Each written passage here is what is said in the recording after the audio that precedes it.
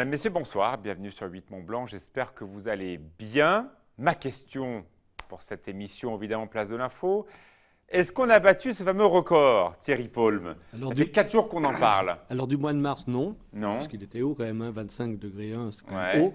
Par contre, pour un 30 mars, oui. D'accord. On était à 22 et là on est à 22,3. 22,3. Bon, ça c'était toujours à Chambéry. Chambéry. C'est bien ça. Alors Thierry, évidemment, vous nous intéressez tous quand on voit ce magnifique lac d'Annecy juste derrière moi. Est-ce qu'il va faire beau déjà demain et ce week-end? Est-ce que c'est aussi pire qu'attendu en début de semaine? Alors demain, il va encore faire globalement, ce sera plutôt agréable, mais on va commencer à aller vers la transition, on va voir comment le ciel commencer à se voiler pour ce vendredi, mais toujours des températures très agréables, au-delà de 20 degrés à certains endroits. Et ce week-end, donc effectivement, temps un peu plus perturbé. Pas tant que ça, en fin de compte. On aura juste un petit passage pluvieux samedi après-midi qui va passer très vite. Et puis ensuite, derrière, on devrait retrouver, alors peut-être pas tout de suite pour dimanche, on aura encore pas mal de nuages, mais pour la semaine prochaine, on va retrouver un temps ensoleillé, un peu moins doux parce qu'on aura un peu de bise.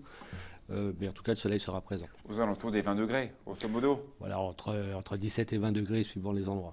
Je présente Pauline, mais j'aimerais votre réaction dans quelques instants. Pauline Corso, bonsoir. Bonsoir. Les titres du JT, avec un titre important, vous allez revenir sur le bilan de la pollution. Exactement, et finalement il n'a pas été si mauvais que ça. Alors globalement, sur la globalité de l'année, ça a été en baisse de 4%. Ça fait 10 ans que c'est en baisse de moins 34%, enfin c'est moins 34% depuis 10 ans au niveau de la baisse de la pollution. Alors oui, les pics a été plus importants et plus longs à cause du fameux anticyclone, mais globalement la pollution n'est pas si pire que ça. Alors on parle bien de la pollution à l'échelon des deux départements de Savoie et de Haute-Savoie. C'est ça, sur la Savoie et la Haute-Savoie. D'accord. Mais évidemment, concernant la vallée de l'Arve, où il y a eu une véritable problématique, Thierry, ces situations de blocage de masse d'air ont fait qu'on a eu quand même 2 pics très longs surtout. Exceptionnellement long, ouais.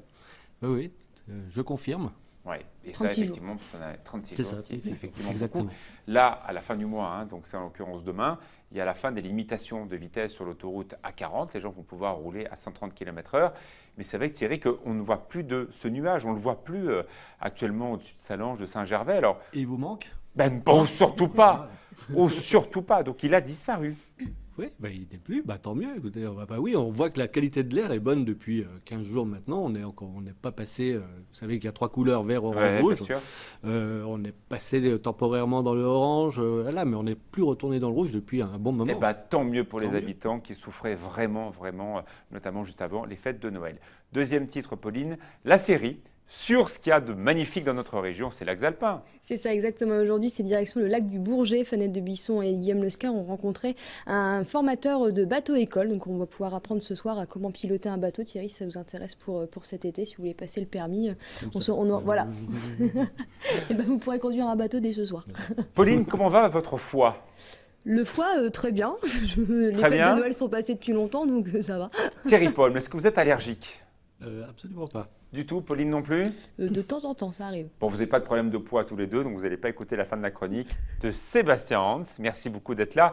Expert en pratique médecine chinoise. Ce sont les thématiques que vous voulez développer aujourd'hui? Et oui, nous sommes au printemps, donc avec des températures comme ça, on le voit bien. Et donc le printemps, je vous l'expliquerai, c'est le foie en médecine chinoise.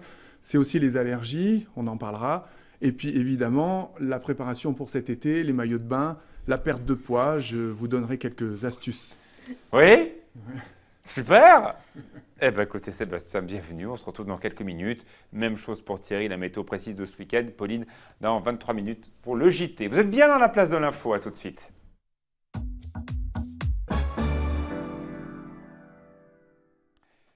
Mais auparavant, nous allons faire un petit tour dans les départements savoyards autour de ces concepts très différents. On a vu des magasins, style un peu Colette, façon Pays de Savoie. Nous avons également rencontré une marque de chaîne de hamburgers extraordinaire, Roadster, qui est présent partout autour d'Annecy et qui va faire peut-être des émules bientôt en Savoie. On a parlé aussi de magasins collaboratifs. Maintenant, eh bien, nous allons, avec le bruit qui court en plein cœur de Chambéry, voir comment un lieu peut être un lieu de vie, un lieu solidaire, un lieu de rencontre. On y mange, on y boit aussi, on y fait la fête. Merci beaucoup à vous d'être avec nous. Audrey, l'idée est partie de quoi déjà? Quelle était la première base du bruit qui court? Alors bonsoir, le Bruit qui court a été tout d'abord un lieu créé par 4 copains où ils voulaient justement créer un lieu où bien manger et être bien accueillis. D'accord. Et aussi un lieu qui pouvait, par lequel ils pouvaient transmettre leurs valeurs. Et donc qui a été tout d'abord le bio, le local. C'est parti de ce qu'on appelle un scope, donc un rassemblement de personnes sur un objectif. Alors, clairement, c'est un objectif social ou pas? Vous pouvez faire des bénéfices ou pas? C'est toute la thématique de la semaine prochaine dans la place de l'info. On va parler des associations. Donc, je vous pose cette question à vous en avant-première. Alors la SCOP, on reste aussi un statut SARL. Donc on est une entreprise lambda, mais avec un statut juridique qui est la SCOP, donc une coopérative, donc avec un fonctionnement où les salariés en fait détiennent leur outil de travail et prennent les décisions pour cet outil de travail. Et donc, on peut faire des bénéfices, mais on ne peut pas faire ce qu'on va appeler des dividendes qui peuvent être repartagés après à des actionnaires extérieurs. Tout est fait pour protéger et entretenir l'outil de travail. Voilà, c'est vraiment une des grandes thématiques que nous allons développer avec Amis Copains toute la semaine prochaine dans la place de l'info. Ces associations en Savoie-Mont-Blanc, elles sont très diverses. Certaines peuvent faire des bénéfices, d'autres pas. Certains ont des vraies visions caritatives et d'autres sont vraiment ancrées dans la réalité. On verra ça la semaine prochaine dans la place de l'info. Alors, c'est vrai que c'est un endroit qui nous a intéressés avec Amis Copains parce qu'on le voit bien, il y a un bar, on peut y manger, mais on peut aussi faire de la musique. Donc c'est un lieu un peu comme un couteau suisse, il y a plusieurs activités possibles. Voilà, oui, parce qu'en gros, on voulait, et nous, on vient de reprendre, aussi. Oui, on vient de reprendre le lieu et on avait les mêmes vocations que ceux qui l'ont créé, c'est-à-dire un lieu de vie, du quotidien, mais pas forcément routinier en fait, et qui peut servir à tous. Donc en gros, pour tout ce qui est animation et programmation, on est épaulé et suivi par une association qui s'appelle les Ébruiteurs et qui suivent le bruit qui court depuis l'origine. Et donc ce sont eux qui s'occupent de la programmation culturelle. D'accord. Donc ça va être des petits concerts ou en gros, un artiste à ses débuts ou qui a envie de tester, ou même des petites conférences ou des ateliers, il suffit qu'ils nous le demandent et puis on s'organise avec eux, et donc par le biais des ébruiteurs qui sont des bénévoles et qui s'occupent de tout ça. Il y a un projet solaire et solidaire, ce sont ces menus solaires, vous l'appelez comme ça. C'est quoi exactement? Solaire, c'est un menu, donc en gros, on a chaque midi, ça va être un plat végétarien, un plat non végétarien. Et donc là, c'est un plat végétarien que vous pouvez voir. Et donc, on travaille avec les produits de saison, des produits locaux et bio au possible. D'accord. Et donc voilà, et donc pourquoi on propose à chaque fois que 2 plats avec une quantité réduite? C'est parce qu'on on privilégie vraiment le côté slow food, donc c'est-à-dire pas de gaspillage, pas produire dans la masse. Une vraie tendance en Italie, notamment. Et puis en gros, c'est ce qui nous permet de faire du frais, parce que sinon, ce serait pas possible de faire des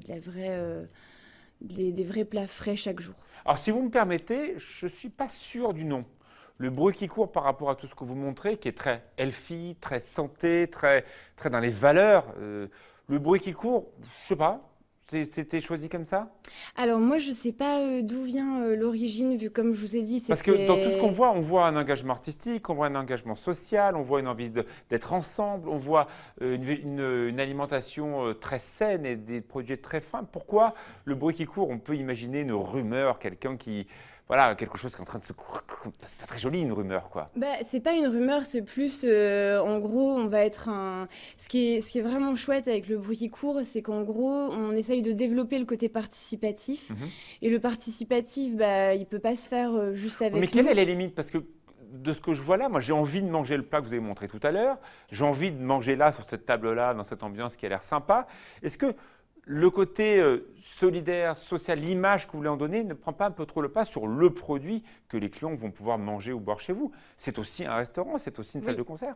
Et en gros, l'activité commerciale nous permet à nous de rentrer dans nos coûts.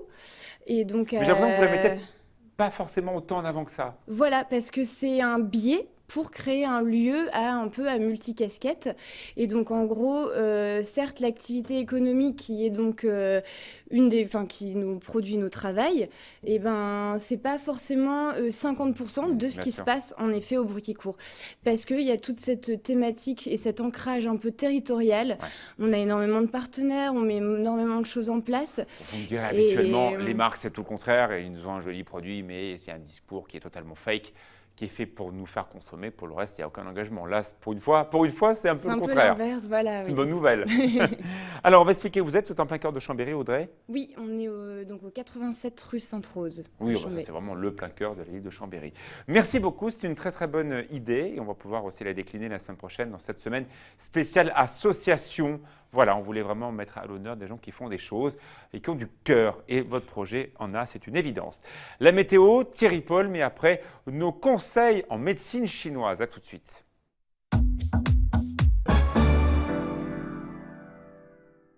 Comment maigrir? Comment ne pas avoir d'allergie, ou en tout cas moins si possible? Et comment drainer son foie? Toutes les réponses à ces questions avec Sébastien Hans. Merci d'être avec nous.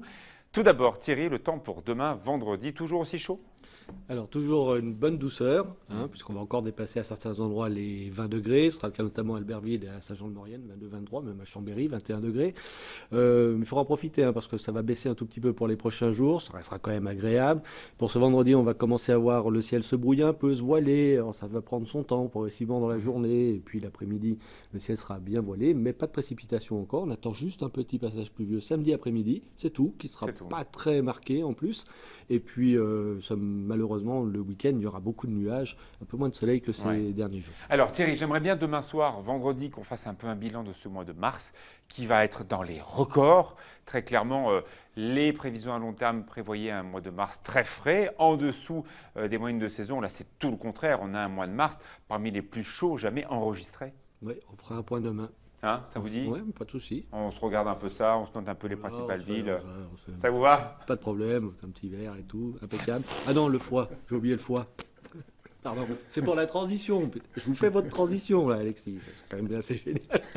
Parfait. Bienvenue dans la place de l'info, vos conseils santé en médecine chinoise avec Sébastien Hans, qui est notre praticien expert de tout cela. Alors c'est vrai, drainer son foie, on a fait un peu des excès pendant l'hiver, c'est le moment.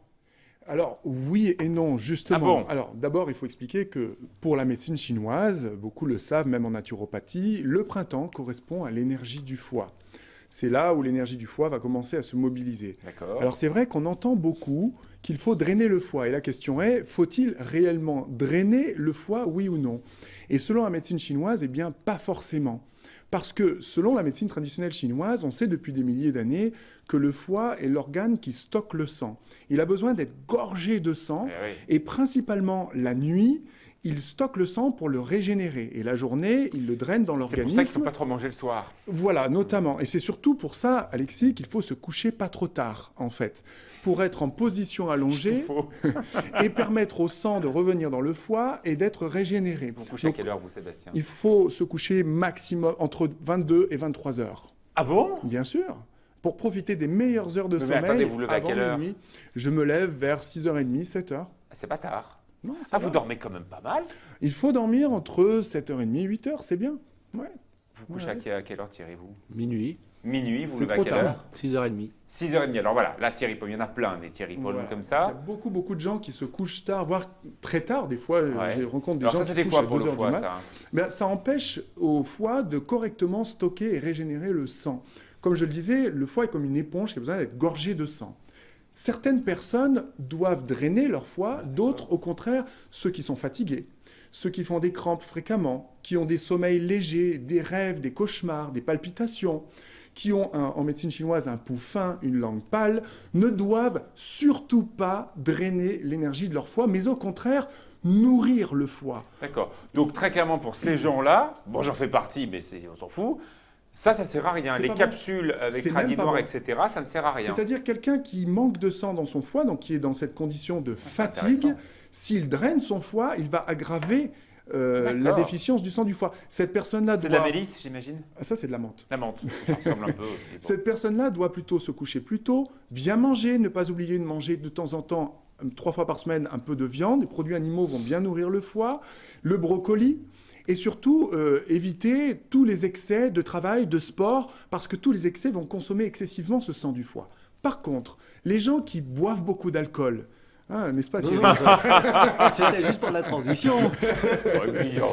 Les gens qui boivent beaucoup d'alcool, qui mangent très gras, beaucoup de charcuterie, voire des burgers, qui mangent beaucoup de chocolat, de café, etc., qui vivent un peu la vie par les deux bouts, qui fument beaucoup aussi, ces gens-là, au contraire, ou qui même suivent des traitements médicamenteux agressifs et qui entoxinent le foie, comme certains médicaments qui le font, eh bien ces gens-là, au contraire, en effet, peuvent prendre le radis noir, peuvent prendre la menthe aussi, qui draine le foie correctement. Merci beaucoup pour ce premier conseil. Deuxième conseil, on l'a vu avec cette météo totalement déboussolée, on est quasiment dans la température du mois de juin. On le voit, les pollens sont très forts, les allergies sont déjà là, alors on fait quoi? Alors, on est au printemps, et qu'est-ce qui véhicule les pollens, Alexis? Le vent. Le vent. Et selon la médecine traditionnelle chinoise, le printemps, c'est la saison du vent. Et d'ailleurs, le vent est de l'énergie qui correspond au foie aussi. D'accord. Et donc, selon la médecine chinoise, la cause des allergies est double. Il y a une cause externe, donc tout ce qui est pollen, tous ces éléments naturels externes qui viennent nous agresser. Et c'est le vent externe qui va engendrer ce que l'on appelle en médecine chinoise un vent froid ou un vent chaleur, où on va avoir les yeux rouges, la gorge qui gratte, les lunettes de soleil les éternuements, etc. C'est Donc dans ces cas-là, évidemment, il faut éviter le plus possible le contact avec les allergènes. Mais le meilleur moyen de ne plus être allergique, selon la médecine chinoise, c'est de régler la cause interne à l'allergie. C'est-à-dire que si on est autant sensible au vent externe et au pollen, c'est que notre énergie interne est basse. L'énergie des poumons, notamment, est trop basse, et donc on a des allergies respiratoires. Ou si l'énergie de la rate estomac est trop basse, on va avoir des allergies alimentaires. Alors, qu'est-ce qu'il faut faire? Il faut augmenter son énergie. Alors, et une solution? Voilà, alors il y a plein de solutions, notamment prendre des traitements de plantes médicinales avec des racines qui vont vous refortifier, comme la racine d'astragale, que l'on trouve dans certaines herboristeries aussi, ou bien tout simplement dans l'hygiène de vie, éviter encore une fois tous les excès, les abus, excès de travail, excès de sport, et en médecine chinoise, on dit aussi, attention, Thierry, c'est bien ça. Les excès sexuels également. Oh bah tiens.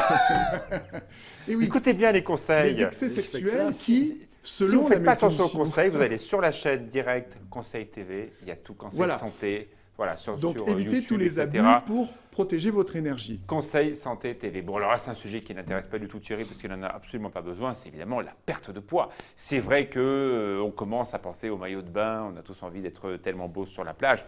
Le lac commence à se réchauffer un petit peu. Alors, on fait quoi? Alors, c'est vos conseils minceurs que vous allez tourner à Zanzibar. Sur ma chaîne, vous nous dites quoi? Sur ma chaîne YouTube, où j'incite tous les téléspectateurs à s'abonner sur ma chaîne YouTube Conseil Santé TV, j'ai sorti, en tout cas depuis 2 jours, une série spéciale de médecine chinoise dédiée à la perte de poids. Donc, c'est important de perdre son poids pour se sentir bien dans son corps, dans sa peau, en fait. Donc, des choses concrètes. Par exemple, dans ce conseil santé que j'ai donné mardi dernier sur ma chaîne YouTube, j'explique qu'il est important déjà de favoriser la simplicité concernant votre bol alimentaire.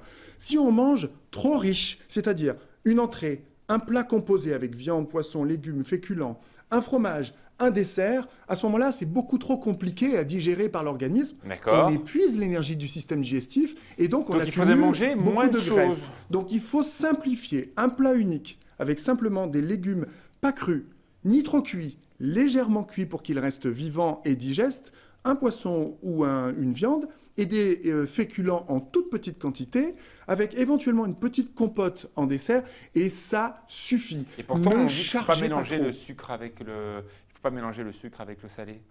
Vous savez, Alexis, on dit beaucoup de choses. Bah oui, je sais bien, mais on sait plus quoi faire et quoi suivre. Voilà. Moi, je sais pas vous, mais alors je suis paumé dans les régimes, c'est une catastrophe. C'est ça, c'est important. Alors, autre chose qui est important, autre conseil pour les téléspectateurs, simplement diminuer ses rations. Ne vous resservez pas systématiquement après les repas. Mangez votre assiette équilibrée, normale.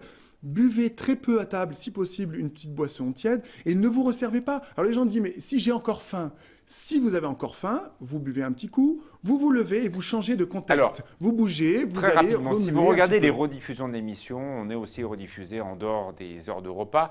Est-ce qu'on a droit à une petite collation, par exemple à 17h ou par Bien sûr. exemple à 11h? Bien sûr, on peut manger, comme je le dis, une compote ou Pourtant, un fruit. grignoter, c'est pas terrible. Alors, le meilleur moment de manger les fruits, pour manger les fruits, Ouais. pardon, c'est entre les repas. Et D'accord. si vous mangez les fruits, que vous avez un système digestif un peu lent, Ouais. je vous conseille de les manger bien mûrs, c'est-à-dire le moins dur possible. Comme je Bon. l'ai déjà dit, tout ce qui est dur à digérer. Donc il faut toujours qu'ils soient bien mûrs, mous, pour que rapidement ils soient assimilables et qu'ils vous apportent leur vitalité. C'est comme les hommes et les femmes, toujours plus mûrs, c'est mieux. Il paraît. Si vous voulez assister à une conférence de Sébastien Hans, qui est donc expert en médecine chinoise, il y aura une grande conférence à Genève le 17 juin prochain. Vous pouvez aller sur le site directement de taomedicine.com dans la rubrique Events, comme sur la photo, comme c'est marqué Exactement. actuellement là. Une conférence dédiée à la perte de poids à Ben Genève oui. le 17 juin. Je vous incite à me rejoindre parce que ça va être une conférence vivante. On va bouger, on va faire circuler notre énergie. Je vais vous faire participer sur la scène. On va faire des On vient en exercices. sorbette ou Je vais venir en basket, si possible, hein, Ah bien ouais, habillé. ok. Mais voilà, ça va être une conférence très animée, pleine de bien. joie. Vous allez repartir plein d'énergie et en ayant appris beaucoup de choses sur la perte de poids et la médecine chinoise. Rejoignez-moi donc à Genève. Je vous invite à venir me voir pour cette conférence sur la perte de poids. Très bien. En médecine Merci chinoise. beaucoup, Sébastien. Merci Thierry. Tout de suite le journal avec Pauline Corso.